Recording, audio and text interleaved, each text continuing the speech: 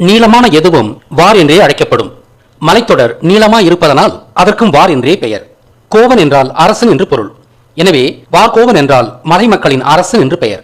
வார்கோவன் என்பது பார்க்கோவன் என்றாகி இறுதியில் பார்க்கவன் என்றாகியது.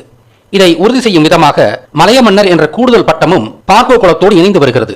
நாங்கள் பாரி ஓரி காரி என்ற குறுநில மலைய மன்னர்களின் வம்சாவளி என்று சொல்ல கேள்விப்பட்டதுண்டு. ஆனால் அதை இந்த ஆய்விற்கு பிறகுதான் நான் உண்மையில் நம்பினேன். பார்க்கவ குலத்தில் நத்த மன்னர் என்ற பிரிவும் உண்டு. அவர்கள் புலால் உண்பவர்கள். மலைய மன்னர்கள் புலால் மறுப்பவர்கள். 50 ஆண்டுகளுக்கு முன்பு இந்த இரு பிரிவுகளுக்குள்ளும் திருமண உறவு இருந்ததில்லை. தற்போது அனைத்து உடையார் சமூகங்களுக்குள்ளும் திருமண உறவு உள்ளது. நத்தம உடையார் புலால் உண்பதன் காரணம் எனக்கு இதுவரை புரிந்ததில்லை. இப்போது இந்த ஆய்விற்கு பிறகு தெற்றென தெரிகிறது. நத்தம் என்றால் விவசாய நிலத்தை குறிக்கும். நத்தையில் உள்ள நிலம் அல்லவா? இம்மக்கள் புதுக்கோட்டை பிரான்மலை பகுதியில் வசித்தவர்கள். நத்த மன்னர்களின் முன்னோர்கள் பாரி. பாரியின் மலை பரம்பு மலை அல்லவா? தமிழகத்தின் விவசாயம் தெற்கிலும் கிழக்கிலுமே முதலில் தொடங்கியது. ஆறுகளின் கழிமுகங்கள் கிழக்கிலே தானே இருக்கின்றன. எனவே மலையிலிருந்து கீழிறங்கிய பிரான்மலை மக்கள் ஆதியிலேயே விவசாயத்தில் ஈடுபட்டனர்.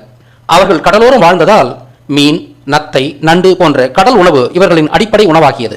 இப்போது அவர்களுக்கு நத்த மன்னர் என்ற பெயர் வந்த விதமும் இவர்களின் புலால் உண்ணும் மரபு அவர்களின் மலைவாழ் காலத்திலிருந்தே இடைவிடாமல் தொடர்கின்றது என்பதும் புரிகிறதா?